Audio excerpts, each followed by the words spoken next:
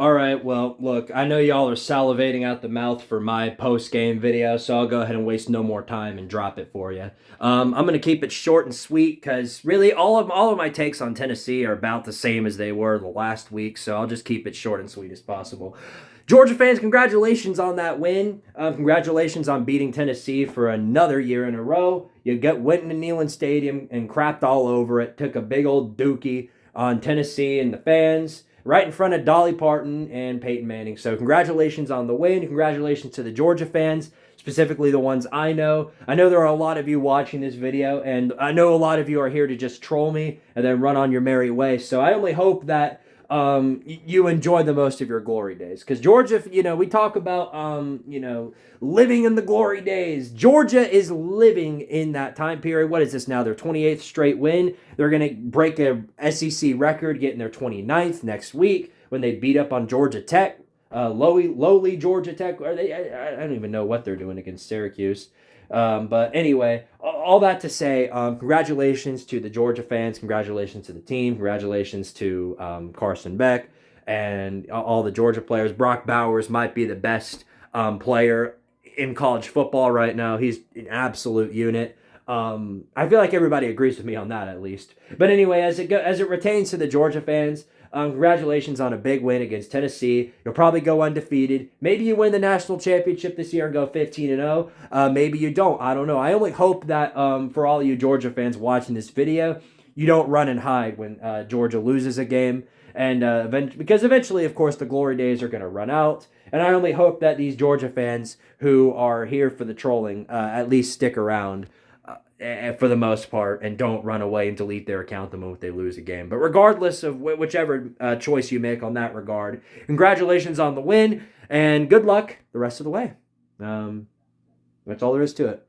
So, as it pertains to Tennessee, I've got nothing else left to say. Starting Nika at this point in the season is pretty much an insult to him. And if Josh Heupel does start Nico next week against Vanderbilt, then chances are I'll be all out of the Josh Heupel train. My patience is already worn very thin because this game went exactly as I planned it would go.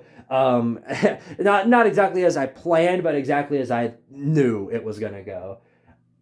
Zero adjustments. Not one adjustment being made throughout the entirety of the game. You chose to stick with your 6-year senior quarterback who can't even complete a slant route. And what do you get out of it? The exact same thing everybody expected. Can't complete a simple slant route. Underthrown passes, overthrown passes. And look, he's the greatest athlete in all of college football history. Yep, we get that. He can throw an orange 120 yards down the field. We get all that. But you know what he can't do? Complete a friggin' pass. And that's exactly what happens.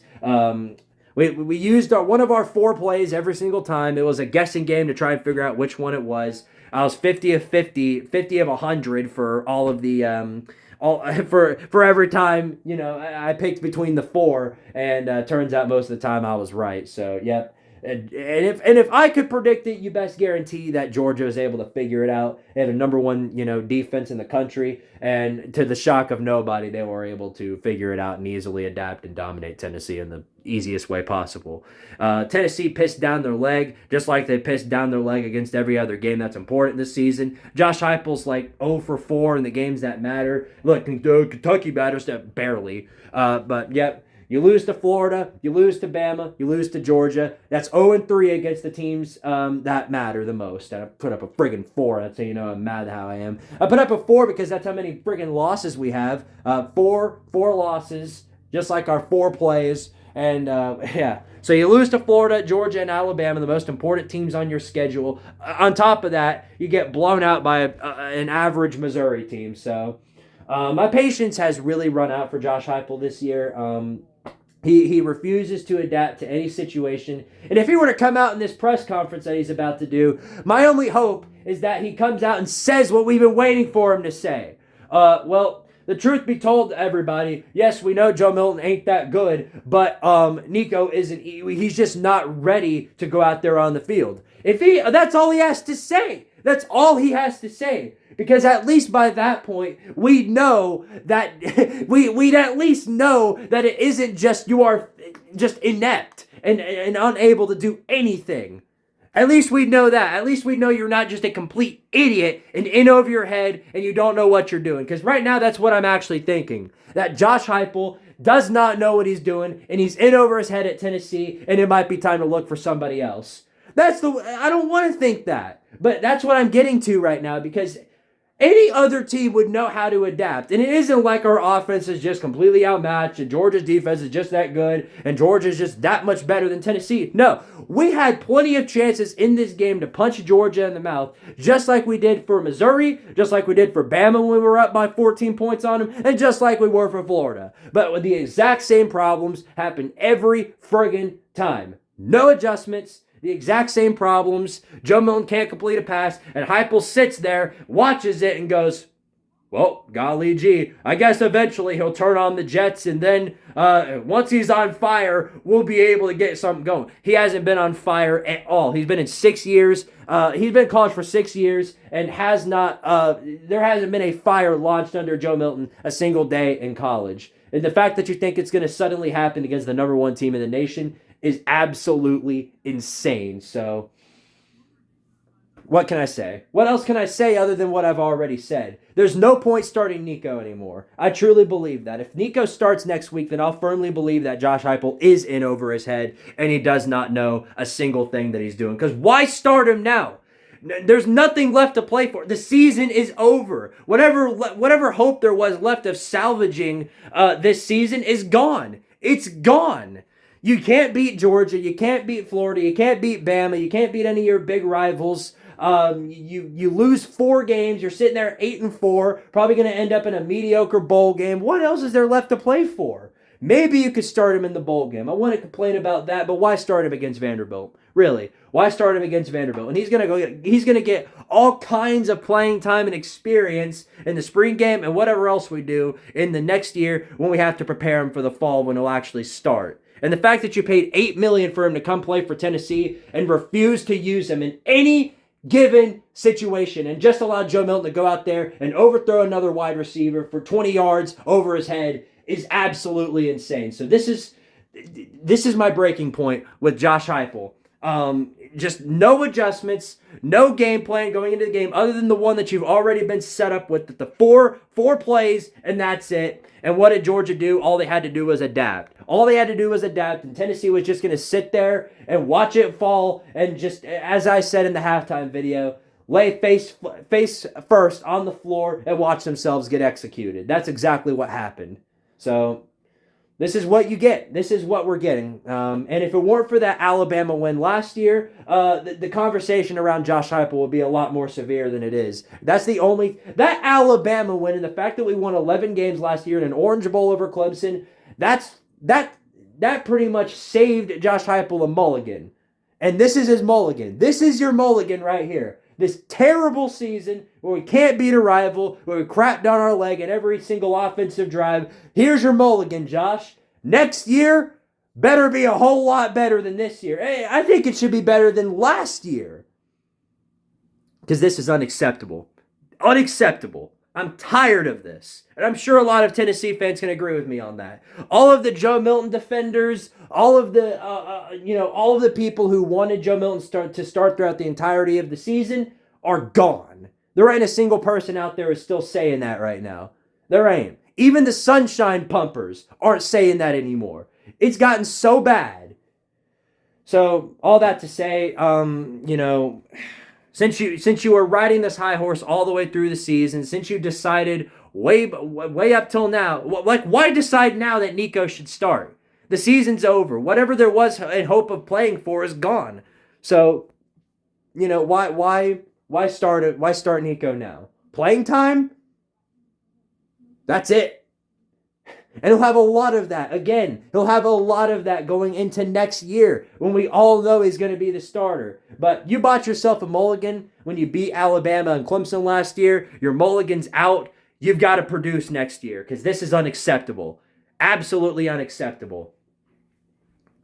So, I hope that promise he made to Joe is worth it. And I do believe he made a promise to Joe that he was going to be starting throughout the entirety of the season. Because if it wasn't that, then, again, he's in over his head and he doesn't know what he's doing. Because why else would you continue to let this putrid, level offense go out there on the field every single year and not make any adjustments. Every single week, I mean. Did you get the idea?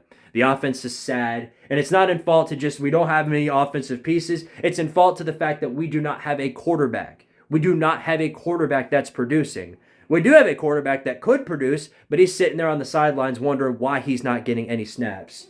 Yeah, that's all there is to it, man. It's the same exact problem every single week. Maybe next year will be different. Maybe next year will be a great year. And if it's a great year, we can look back on this year as just one of those Mickey Mouse years that we can forget about. We can move on to next year and beep, beep, boo, boo, bop, bop, bop, bop. You get the idea. But as it stands right now, there needs to be some big questions that Josh Heupel needs to answer. And look, I hate a situation where any coach has to put down their quarterback or to put him under the bus or anything like that. And Josh Heupel's a nice guy. If Josh Heupel's a nice guy, I have no problem with him being a good guy. But he came here for a specific purpose, and that purpose was a job to win football games. That's all there is to it. Win football games. Win football games. That's all you have to do. That's your job. If you don't win football games, you get canned. It's that simple. And look, due to our defense being good, we managed to win a few football games. Look, that's my reaction watching Tennessee go on offense. That's right. That's it right there. And look, the defense ain't much better either. The defense is terrible the defense is not terrible. They salvaged us against the A&M and Kentucky game. The defense isn't even that terrible. However, they didn't play a good game. But all that to say, if we had last year's offense, that wouldn't be a problem because we would have scored 60 on whoever we played, and it wouldn't have mattered if they scored 38 or whatever because we would have ran them out of the field. We would have ran them out of the building, scoring 60-something points. It wouldn't have mattered. So, I don't know, man. Since the season's already over, there's no point in starting Nico at this point.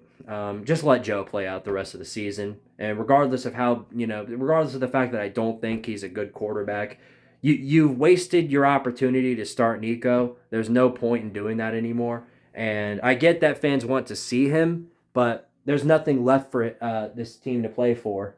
So just let Joe play out the rest of the season.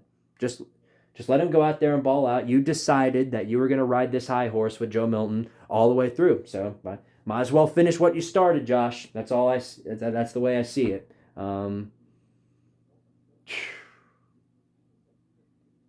All that to say, I hope next year's better.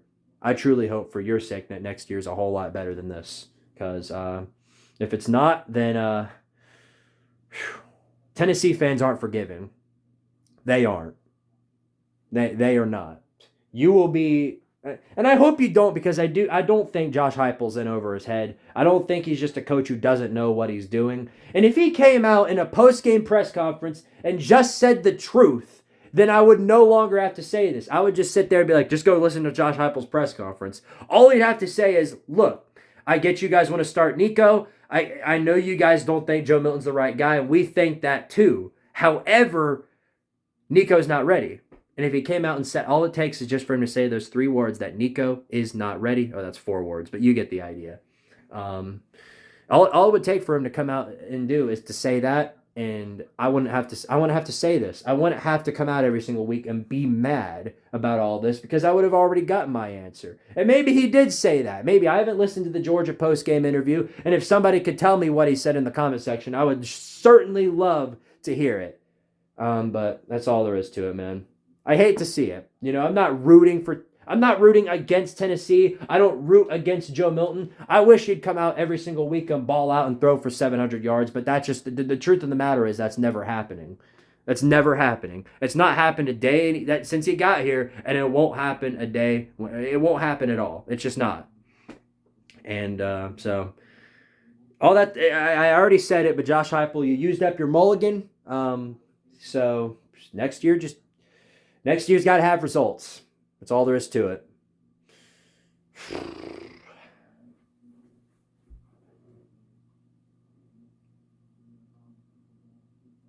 On the bright side, and there is a few bright sides. Of course, with as bad as Tennessee has been on offense, there are teams that are way, way worse than Tennessee. Some of which that are still ranked. Utah got blown out today by Arizona. James Madison lost a football game. I mean, we could be Arizona State fans. We could be Auburn fans for that matter. They lost. I mean, they got blown out by New Mexico State. That's big yikes. And the best part about this loss is guess what? No more Gary Danielson. Oh, that's always fun. That's always fun. All right. Regardless of the fact that the Vols stunk it up, go Vols. I'm a big time Tennessee fan. You guys know that, and that's why it hurts to see them lose, and it's why it hurts so much to see them not adjust. Hopefully, Josh Heupel gets it together, whether it's next week or next year. I'm looking forward to seeing what productivity we get going forward. So go Vols, and you're on the clock, Vanderbilt.